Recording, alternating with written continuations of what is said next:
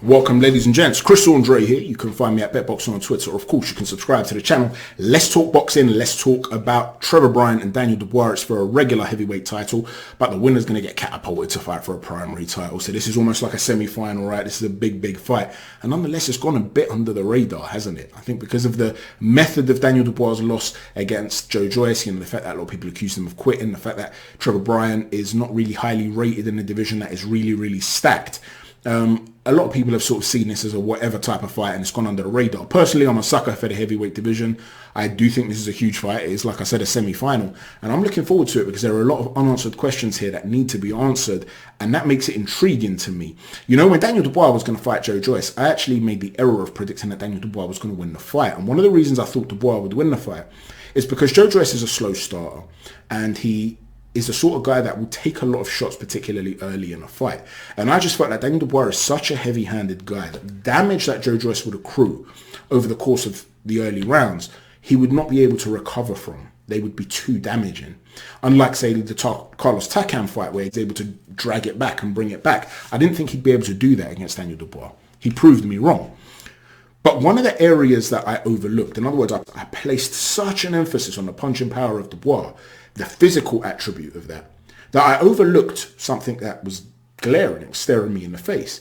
And that is that Daniel Dubois doesn't have great upper body movement. And against a guy who's a consistent jabber like Joe Joyce, if he can't blow him out of there, he's going to be getting timed and caught with the jab every time he steps in. Now, Daniel Dubois, I've actually seen train up close. I've been ringside watching him train. And he's a lot lighter on his feet than people give him credit for, right? You could go watch the Cusimano fight, his last fight, and you'll see he's bouncing on his toes. He's in and out on his toes. He's not this flat-footed, robotic type of guy that a lot of people make him out to be from the waist down. But his upper body is stiff. There isn't much lateral head movement there. He can change the level, and when he does come low, he can come back right up with that right hand. He uses it to load up to come back. So I'm not saying he's just completely stiff and looks like a novice or anything like that. He's a guy who can fight for sure, but there is some stiffness there. And when you're trying to walk through behind that jab and you push through with that jab, because he doesn't really take his head off the line as much as he should, sometimes he can step through that center to throw that jab. And against a guy as accurate and consistent with a thudding jab as Joe Joyce, can cause him problems. And I didn't overlook it. I knew it was there, but I just thought that he'd be able to force himself through that and get off his own big shots. So what he would do is bend at the knees and just be on the edge of range and try to just step back and come back in. And I thought by doing that, he'd be able to force himself through the slow-handed Joe Joyce. He'd be able to get past that jab more often than not and take him out. And he did have a lot of success doing that at points, right? It's not that he wasn't having success offensively, but I thought he'd have more success to the point where he would take Joe Joyce out with his own power. I don't want to make that same mistake and assume that the technicalities of this fight are going to be superseded by the physical elements of this fight. They may very well be, but they might not be. So we're going to talk about the technical too. Because when you look at Trevor Bryan, he looks like, if he was a woman, you describe Trevor as what? Voluptuous, right? Doesn't exactly look like a world-class athlete. This ain't Anthony Joshua or Vladimir Klitschko stepping in the ring, right? He looks podgy. And because he looks podgy in his feet, when he's walking forward in particular, one foot will come forward and the other one will come too close. He's plodding forward. And when you then step to the side, either side, by the time he resets, it takes him an age to reset. You know, it's no surprise to me that Cam Awesome beat him in the amateurs. For those of you that are aware of who Cam Awesome is, you'll know what I'm talking about here. Very unorthodox fighter with a very rangy reach. He gets low and really stretches through with a jab and lands a shot and pivots out. Very unorthodox fighter that constantly gets you to reset with a tremendous amateur sort of winning record in the United States, right, domestically, sort of at national level, and he's never turned pro. He's a larger-than-life type of character. It's not a surprise to me that he gave Trevor Bryan problems in the amateurs because of that, eon he needs to reset. So he looks cumbersome aesthetically and in the way he walks forward. So you look at it and you think, this guy, man, just aesthetically doesn't look like a top-class fighter. But there's also a lot of things he does which go under the radar, which are very, very good. First and foremost, he does have a very consistent jab. It's not as powerful as Joe Joyce is, but he can double it up. He can triple it up. He can throw a left hook off of the jab. It's fast. It's quite straight without a tell on it. when he wants it to be. His timing with it is excellent. So if you look to step in on him, he will catch you with that jab and keep you off balance. He can vary it and throw it upstairs or downstairs. He can change the speed of it. He really does have a very good jab. It's not this destructive, sort of jab that's going to bust up your face and break you up and knock you out, but it's consistent. And when someone's landing consistently with a jab over the course of 12 rounds, and especially if he's a heavyweight, he can cause you some damage. The other area that goes under the radar is that despite the way he looks, he's very, very agile. He's got some really good upper body movement. He's able to dip at the waist. This is a heavyweight, and he's able to dip at the waist quite consistently. He's able to just pull back and watch a shot whiz by his face. Now, he's not really stepping back and then able to take a second and third step back. So that's important when you're considering second and third phases of attack. We'll talk about that in a moment.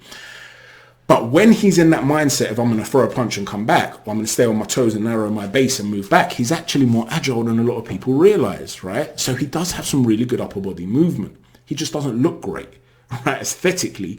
And we've spoken about some of the errors that he makes.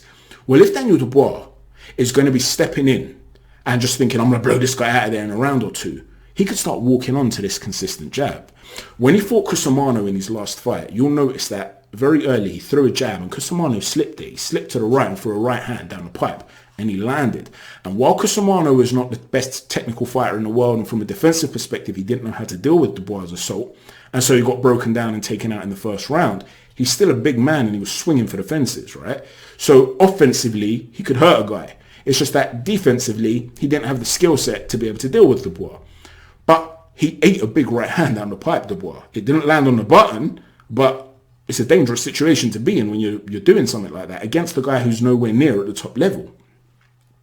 If Dubois was in that situation again, what would he do? Because against Cusimano, what he did was step on the gas and start becoming a little bit wild. He started really going for him and trying to take him out, and he did. He dropped him 3 times and he got him out of there. But he turned it into a street fight. Basically, he went for him. And it reminded me of a guy who was under extreme duress and entered fight or flight or freeze sort of response, right? What does he do? He decided to fight. And there's a lot of people that are like that when they panic. Derek Chisora is like that. When Derek Chisora is under duress, you'll see him do something crazy, throw a table, spit water in a guy's face, slap him at a face-off. That's because he's afraid. And in that moment, he reacts with aggression. I've got someone very close in my life who's a little bit like that. If somebody puts it on them in the street and they're nice and calm, they're very calm. They're like, whatever, go away. And they might look like they're afraid because they're walking away from a conflict, but they're actually very calm. When he's afraid, he'll start throwing punches straight away. He just lets his hands go. It's his response. It's his go-to response. He enters that fight mode, right? Well, it's the same thing with what happened with Dubois, in my opinion. He had those demons from the Joe Joyce fight. A lot of people calling him a quitter. He quit. He must have gone through unbelievable levels of stress on those young shoulders, people mocking him. You're the next big thing. Trust us, Daniel. You got this against Joe Joyce. He's a good fighter, but he's slow, man. He ain't going to take your power. Your power, the way you put your fist through people, you take them out. No one's taking that. So now he's gone into a ring against the guy who was able to take his power, who was able to dish it back, who was able to break him down, who was able to make him quit, and the world has mocked him for quitting. And now his management or his promoter is telling him again, don't worry, man, you got this fight against TREVOR BRYAN. Bro, that's what you told me against Joe Joyce. Now, I know he's with Shane McGuigan now, things change, but I'm just trying to explain how mentally this guy's getting mocked. This guy's getting told that he's a quitter, that he's done. This new prospect, the future of the heavyweight division is how he was being portrayed. Think about the terror, the demons that this man has in the back of his mind. And when that, you can't call it a crisis, it was one right hand. But when that little moment occurred, Daniel Dubois just went, you know what, let's have it. And he went for it and he took him out. What happens if he goes for it and he can't take a guy out? What happens if he realizes TREVOR BRYAN is a lot more durable than Cusimano, and his timing's very good, and he's catching me with jabs? And the other thing that he's very good at, TREVOR BRYAN, when you're on the inside and you're exchanging with him, he throws a really sneaky couple of uppercuts to the body, left and then right, just under the elbows. Those little things can take their toll. You're overreaching, you're trying to load up, and you're getting caught with these big uppercuts to the body. They don't look like much, they look like arm punches, but these are big dudes. That could take the wind out of you. That could make a guy panic. And on a couple of occasions when he was caught by Cusimano, you did see him freeze a little bit. He wasn't hurt, but he looked a little bit tentative. Then he went back into it. Let me take this guy out. So it's not like he was tentative because he thought, what am I doing, man? Like, let me get behind my boxing again and take my time. Because he stopped, he froze, and then he went straight back into wild mode. You see what I'm saying? So it was almost like, okay, am I okay? Yeah, I'm okay. Let's go again. He's almost questioning himself, what's going on in his mind. There are blatant demons still there. Can Trevor Bryan bring those out of him? Now, one of the things I mentioned before is that he's got really good upper body movement and he'll slip that first shot. So he can drop a jab as Dubois tries to step in, catch him with a jab. Dubois might even land the jab of his own or maybe fall short and then look for a big swinging shot. And Trevor Bryan's the sort of guy that will just lean back or duck down to the side and the shot will miss and then he'll go again from there. But what can happen with his feet, when you bring them close together sometimes, or he'll be a little bit heavy on his feet after that first sort of slip or pullback, what happens is that he almost looks like his feet are a little bit stuck in the mud. So with unless he's already programmed to, I'm going to take a few steps back. I'm talking about when he's exchanging, when he's in the pocket and he's planted his feet, he'll lean back past one shot, but then his feet are almost stuck. He's there and his head stays in that center line more often than not. And so when he then starts to exchange with you, his head is on a bit of a stick.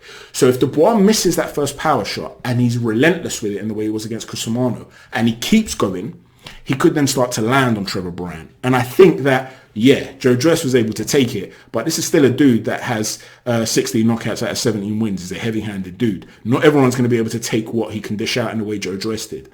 So I would imagine that whether he blows him out early or breaks him down and gets him out in the middle to middle rounds, I expect Dubois to come through it. But if Dubois, early on, he comes out and he wants to make it to a bit of a boxing match and he's getting caught with that consistent jab, he gets countered a couple of times with the upper body movement of Trevor Bryan, he then starts to get a little bit keen and he's launching punches when his feet aren't quite close enough and he's getting countered again, and Bryan's able to tie him up and stop him working on the inside and stuff like that, Dubois could start to question himself. What is going on, man? I'm getting caught with a consistent jab again. Just like was the case with Joe Joyce. I'm landing big shots on this guy and he ain't going anywhere. Some of them I'm missing. This guy was supposed to be a bomb. Everyone was telling me this dude was overrated. What is going on? Could he potentially enter a crisis psychologically? Now that's very speculative because I'm sitting here saying maybe he's still got those demons. From a sheer technical perspective, I can see Trevor Bryan causing him problems, but ultimately he does get caught with big shots of his own. And he's particularly susceptible to being caught with shots of misdirection.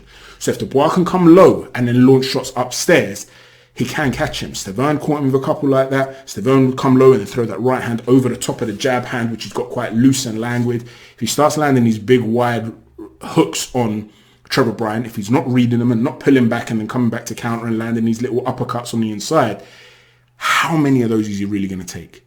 So I don't know at what point Trevor Bryan goes, but I do believe at some stage Dubois gets him.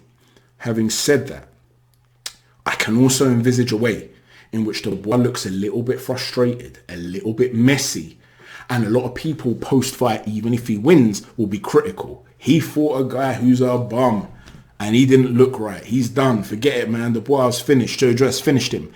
That could be the narrative, because most people think that Trevor Bryant's a walk in the park.